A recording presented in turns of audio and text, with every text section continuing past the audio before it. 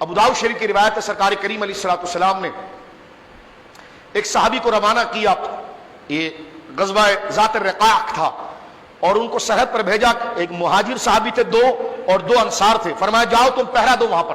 اب نماز کی کیفیت آپ دیکھیے گا، وہ جب گئے تو مہاجر صحابہ سے انہوں نے کہا تم آرام کر لو، میں پہرا دیتا ہوں۔ پہرا دینے کے دوران انہوں نے مصلی بچھا نماز شروع کر دی۔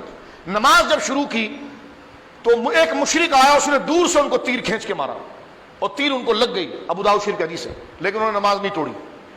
دوسرا تیر مارا، تیسرا تیر مارا، اور بدن سے خون بہہ کر جب اس صحابی کے قریب پہنچا تو مہاجر صحابی اٹھے، اور جب ان کو پکڑا تو جب اس نے دیکھا کہ جناب اس کا ساتھی جاگ گیا تو دشمن تو بھاگ گیا، تو ان کو لپٹ کر وہ رو کر کہنے لگے کہ تم نے مجھے پہلے تیر میں کیوں نہیں بتایا؟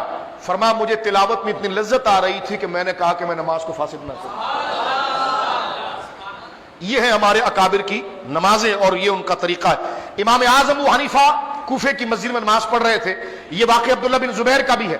چھت سے سانپ گرا اور آپ کے قریب آ کر بیٹھ گیا، لیکن آپ کو خبر نہیں۔ عبداللہ بن زبیر، یہ گھر اتنا چھوٹا سے تھا کہ بچہ ساتھ میں سو رہا تھا، چھت سے سانپ گرا، بچے پر لپٹ گیا، گھر میں گہرام مچ گیا، بیوی دوڑی، گھر کے رشتہ دار آئے، بچے کو سانپ سے بچایا۔ علامہ ابن کثیر البدایہ میں لکھتے ہیں کہ جب نماز ختم کر گئے تو بیگم کی کیفیت کو دیکھا تو فرمایا تم اتنی پریشان، تمہارے بال بکھرے ہوئے ہیں، یہ تم پر کیسے؟ کہنے لگے تمہیں کوئی خبر نہیں؟ کہنے لگے نہیں۔ کہ یہ جو ساتھ میں بچہ سو رہا تھا اس پر سانپ گر کر لپٹ گیا، پورا گہرام مچ گیا۔ انہوں نے کہا مجھے تو کوئی بھی یاد نہیں آئی، کوئی آواز نہیں آئی۔ فرمایا الذین ھم فی صلاتہم خاشعون، ہم ایسے تو نہیں ہو سکتے لیکن کچھ قریب تو جا سکتے ہیں، کچھ قریب تو جا۔ تین تیر لگ گئے، نماز نہیں توڑی۔ ہم کو سارا سے مکھی ہلاتی ہے تو ہم ہاتھ پھیر رہے ہوتے ہیں۔